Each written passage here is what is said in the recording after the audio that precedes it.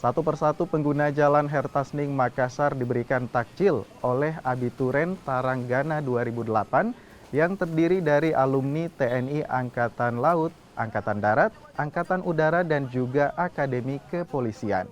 Sebanyak 1.000 paket takjil dibagikan bersama dengan personil Resmo Polda Sulawesi Selatan.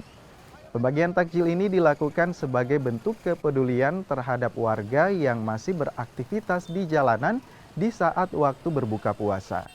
Tidak hanya itu, pembagian takjil ini juga akan dilakukan di beberapa tempat selama bulan suci Ramadan.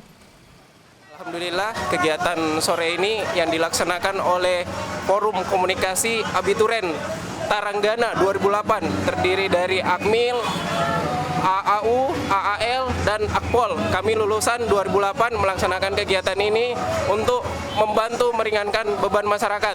Alhamdulillah hari ini kurang lebih 1.000 bingkisan kita bagikan ke masyarakat. Demikian.